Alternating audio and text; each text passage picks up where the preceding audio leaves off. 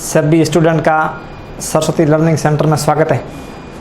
और अपन के भी जो है 10वीं कक्षा का दूसरा पाठ चल रहा है मानव तंत्र। तो मानव तंत्र में पिछले सेशन में हमने एक टॉपिक ख़त्म किया था हृदय। थोड़ा रिवीजन कर लेते हैं कि जो मानव में है हृदय की संख्या 1 होती है और हृदय के 2 भाग होते हैं, दायां भाग और बायां भाग। हृदय में कोष्ठों की संख्या 4 होती है, 2 आलिंद और 2 निलय।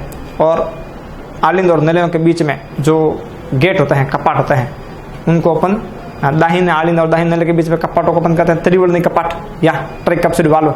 और बाएं आलिंद और बाएं निलय के बीच में कपाटों को बाइकप्सिड वाल्व कहा जाता है या मिट्रल कपाट के नाम से जानते हैं। और निलय और धमनियों के बीच में, जैसे निलय और फुफ्फुसी धमनी के बीच में अर्धचंद्राकार कपाट होता है, उसी प्रकार बायां निलय और महाधमनी के बीच में भी अर्धचंद्राकार कपाट होता है। हृदय में जहाँ पर दोनों महाशय आकर के खुलती है, उनके बीच में शिव जी की तीसरी आंख के समान जो ललाट में इस टाइप की होती है, उसमें एक पेस मेकर हृदय में लगा होता है। उसी पेस मेकर से जो है हृदय में विद्युत आवेग उत्पन्न होते हैं और हृदय स्वतः धड़कता है। इसलिए हृदय को मायोजेनिक हृदय के नाम से जाना जाता है। हृदय का द्रव्यमान 300 ग्राम होता है, बंद मुट्ठी के आकार का होता है। हृदय में से रक्त 2 बार गुजरता है, एक बार शुद्ध रक्त, दूसरी बार शुद्ध रक्त। तो इस प्रकार जो है हृदय की हमने कल कार्य प्रणाली की थी। आज अपन उसको सेशन को आगे बढ़ाते हैं। तो आज अपन जो पढ़ने जा रहे हैं वो मानव का उत्सर्जन तंत्र पढ़ने जा रहे हैं। मानव का उत्सर्जन तंत्र क्या है? देखो, कोई भी जो जीव होता है उसके अंदर भोजन करने के बाद में जो 3 चीज़ें बनती है, ये देखिए कौन कौन सी चीज़ें बनती है। जो कार्बोहाइड्रेट पचेगा, उस कार्बोहाइड्रेट के पचने से ग्लूकोज बनता है। कार्बोहाइड्रेट,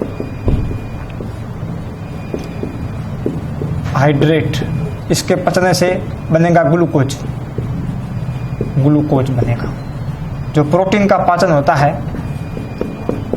प्रोटीन का जो पाचन होता है, प्रोटीन के पाचन होने से बनेगा अमीनो अम्ल, अमीनो अम्ल। जो वसा का पाचन होता है, वसा के पाचन होने से बनेगा वसीय अम्ल, वसीय अम्ल। वसीय अम्ल व ग्लिसरॉल, ग्लिसरॉल का निर्माण होता है। अब देखिए क्या होता है, ये सभी जो पदार्थ है, ये सभी पदार्थ जो हैं वो रक्त के द्वारा यकृत में जाते हैं। और यकृत जो होता है आवश्यकता से अधिक जो पदार्थ इकट्ठे हुए हैं उनको तो अपने अंदर सेव कर लेता है। जैसे जो ग्लूकोज बनता है, उस अतिरिक्त ग्लूकोज को यकृत अपने अंदर सेव कर लेता है और ग्लाइकोजन में सेव करके रखता है। लेकिन बाकी ग्लूकोज को वह रक्त के साथ में जान देता है और रक्त जो है उस ग्लूकोज को शरीर की विभिन्न कोशिकाओं तक पहुंचाता है। और यह ग्लूकोज शरीर की विभिन्न कोशिकाओं के अंदर जाने के बाद में इसका ऑक्सीकरण होता है। अब सवाल उठता है ऑक्सीकरण क्या है? अगले चैप्टर में पढ़ेंगे विस्तार से। आगे जो चैप्टर आएंगे केमिस्ट्री के जो सेक्शन आएगा उसमें अपन पढ़ेंगे। ऑक्सीकरण का मतलब होता है किसी पदार्थ के साथ में जब ऑक्सीजन जुड़ती है उसको अपन ऑक्सीकरण या ऑक्सीडेशन के नाम से जानते हैं। या हाइड्रोजन निकलती है, या अपन कह सकते हैं कि ऋणात्मक तत्व जुड़ता है और धनात्मक तत्व निकलता है। या अपन कह सकते हैं इलेक्ट्रॉन निकलता है और इलेक्ट्रॉन निकलता है उसे ऑक्सीकरण, और जुड़ता है तो अपचयन के नाम से जानते हैं। तो कहने का मतलब जो ग्लूकोज है, इस ग्लूकोज के साथ में जब ऑक्सीजन जुड़ती है उसको बोलते हैं ऑक्सीकरण। तो ग्लूकोज का जब ऑक्सीकरण होता है तो उस समय कार्बन डाइऑक्साइड का निर्माण होता है। अब कभी कोई प्रश्न उठता है दिमाग में कि भाई हमारे शरीर में CO2 कहाँ बनती है? हम जो CO2 निकालते हैं फेफड़ों के द्वारा, लेकिन वो CO2 आखिर बनती कहाँ पर है? गुर्दे में बनती है, यकृत में बनती है, फेफड़ों बनती है, कहाँ बनती है? यह जो CO2 है, यह CO2 हमारे शरीर की प्रत्येक कोशिका में बनती है। यानी हर कोशिका में CO2 का निर्माण होता है, क्योंकि ग्लूकोज हर कोशिका में पहुंचता है और वहां पर उसका ऑक्सीकरण होता है और CO2 का निर्माण होता है। तो जो CO2 बनती है वह CO2 वापस रक्त के साथ में मिलती है और रक्त के साथ में मिलने के बाद में वह जो है CO2 वापस शरीर से, फेफड़ों के द्वारा शरीर से बाहर निकाल दी जाती है। और अब जो बनेगा ये जो प्रोटीन है, ये जो प्रोटीन है इसका जब ऑक्सीकरण होता है तो प्रोटीन के ऑक्सीकरण से जैसे तो पच जाएगा तो एमिनो अम्ल बनेंगे, और एमिनो अम्लों के ऑक्सीकरण से जो है वो अमोनिया का निर्माण होता है। और अमोनिया का सूत्र होता है NH3। तो एक तो सबसे इंपॉर्टेंट बात ये है कि अमोनिया बनती कैसे है? तो अमोनिया बनती है एमिनो अम्लों के ऑक्सीकरण से। अमीनो अम्लों का जो ऑक्सीकरण होगा उससे अमोनिया का निर्माण होता है, अमोनिया का निर्माण होता है। और यह एक बहुत विषैला पदार्थ है। अमोनिया का सूत्र होता है NH3। अब ये जो अमोनिया है, ये अमोनिया हमारे शरीर के लिए हानिकारक होती है। इस अमोनिया को शरीर से बाहर निकालने के लिए हमारे शरीर में एक विशेष तंत्र, एक विशेष सिस्टम पाया जाता है।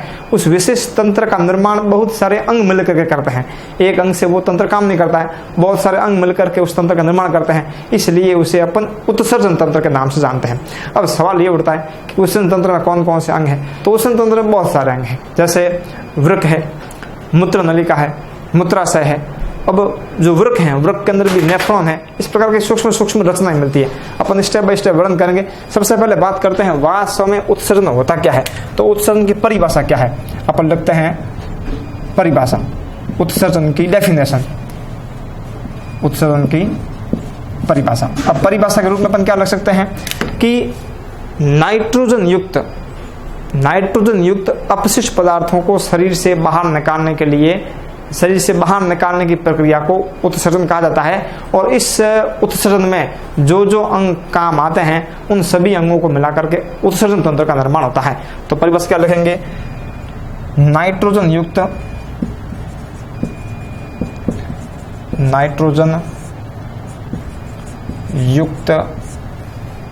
अपशिष्ट, अपशिष्ट यानी खराब, जो हमारे लिए शरीर के लिए हानिकारक हो। नाइट्रोजन युक्त अपशिष्ट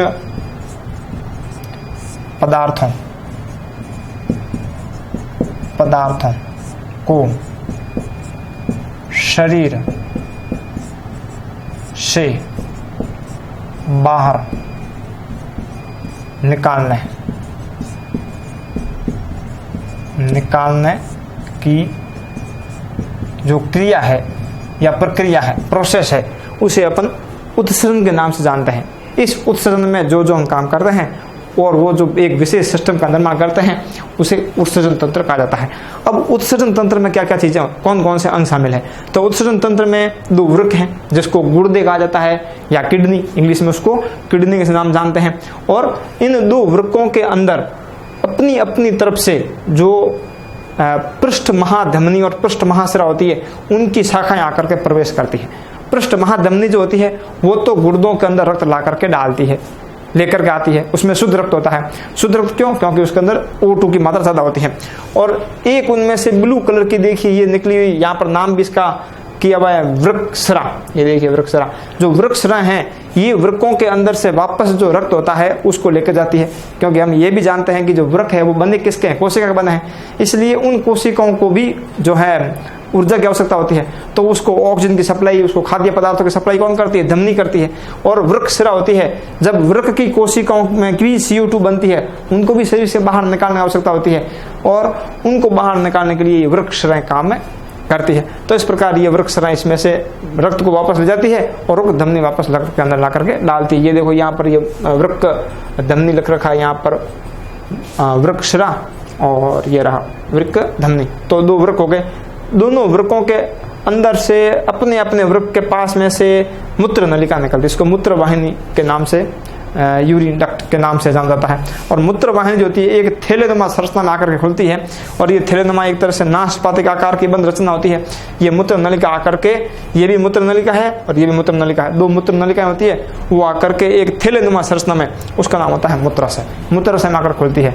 मूत्राशय की जो दीवार होती है उस दीवार के अंदर अनैच्छिक पेशियां होती है, और वो अनैच्छिक पेशियां जो होती है वो जब मूत्र इकट्ठा होता है तो वो फैलती रहती है। अब इसका वर्णन करने का है तो जो मनुष्य के जो शरीर में है कितने वृक्क पाए जाते हैं? 2 वृक्क पाए जाते हैं।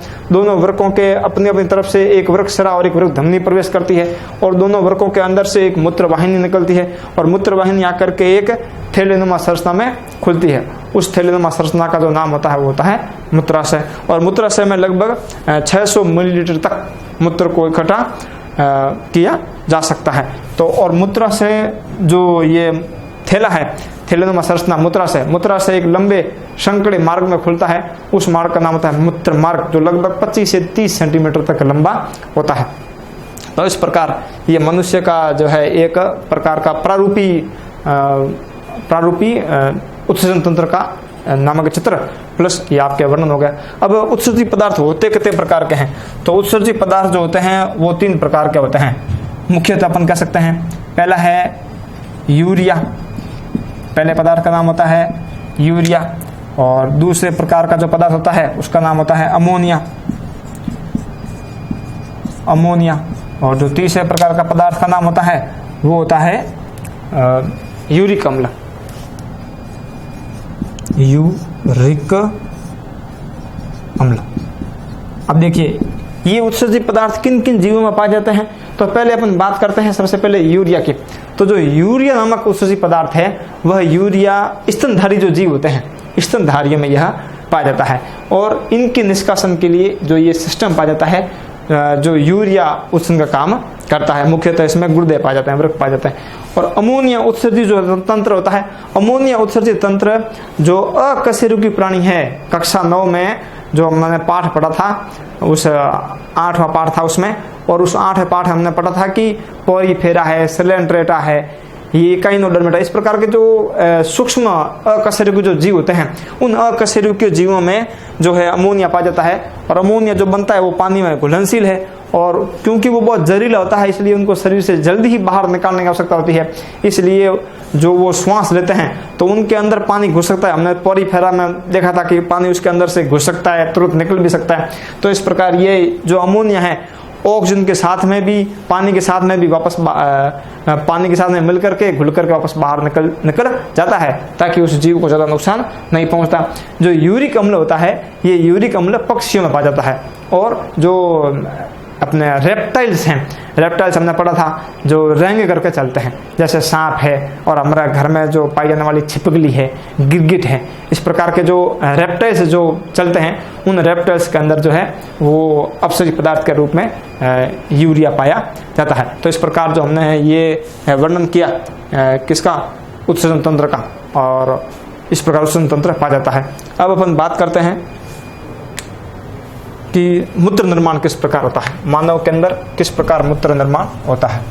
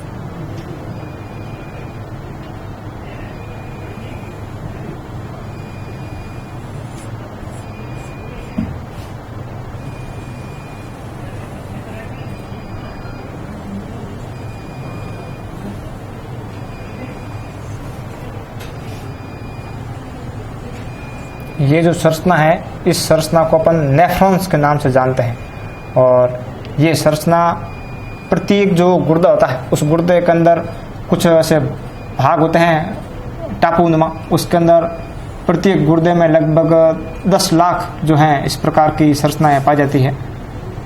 और ये एक तरह से मूत्र छानने की इकाइयाँ होती हैं। शरीर से अपशिष्ट पदार्थों को जो छानने का काम है यही करती है। यदि ज़्यादा मात्रा में कोई व्यक्ति नशा करता है, नशे का सेवन करता है, तो उसमें जो है ये इकाइयाँ धीरे धीरे नष्ट होती रहती है। और कई बार तो कई व्यक्ति यदि बिना डॉक्टर की सलाह के यदि वो इस प्रकार पेन किलर की यदि वो टैबलेट लेता है तो उससे भी जो है इन नलिकाओं को ज़्यादा नुकसान पहुंचता है। तो बिना डॉक्टर की सलाह के पेन किलर जो है टैबलेट वो किसी भी व्यक्ति को सेवन नहीं करनी चाहिए, ताकि जो है इनको नुकसान नहीं पहुंचे।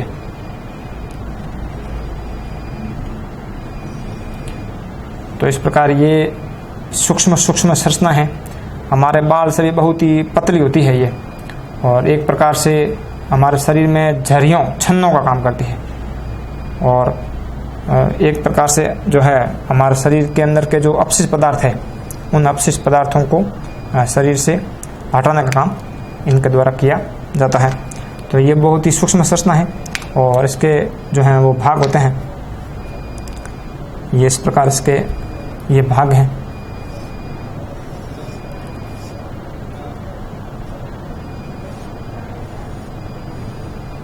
अब ये जो संरचना है ये वापस जाकर के सिरा से वृक्क सिरा से जाकर के खुल जाएगी।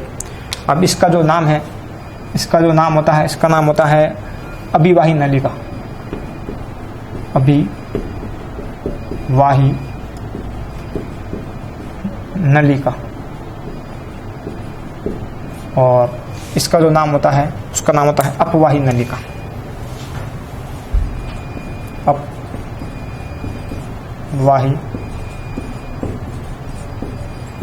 नलिका। ये जो है इसका नाम होता है बोमन संपुट। बोमन संपुट। और इसके अंदर सूक्ष्म सूक्ष्म नलियाँ होती हैं। उन सूक्ष्म सूक्ष्म नलियों में सूक्ष्म सूक्ष्म छिद्र होते हैं, यहाँ से इस प्रकार के बहुत सूक्ष्म छिद्र होते हैं। और इन जो नलियाँ होती है लगभग 50 नलिकाएँ होती है। जिस प्रकार ये इस प्रकार नलिकाएँ बन जाती है उसी प्रकार ये सूक्ष्म, ये तो आपके सामने 4 ही है, जबकि 50 नलिकाएँ ऐसी होती है इसके द्वारा जुड़ती है। तो उसका नाम होता है ग्लोमेरुलस। इसका नाम होता है ग्लोमेरुलस। इसका नाम ग्लोमेरुलस। और इन दोनों बोमन संपुट को और ग्लोमेरुलस दोनों को मिलाकर के जो रचना का नाम होता है उसका नाम होता है मैल पीघी कणिका। मैल पीघी, ये बन जाएगा मैल पीघी कणिका। अब ये जो नलिका है मुड़ी हुई है, उस मुड़ी हुई नलिका का नाम होता है समीपस्थ कुंडलित नलिका। समीपस्थ कुंडलित नलिका। और ये जो रचना बनती है इस रचना का जो नाम होता है वो होता है, ये रचना बनती है यहाँ।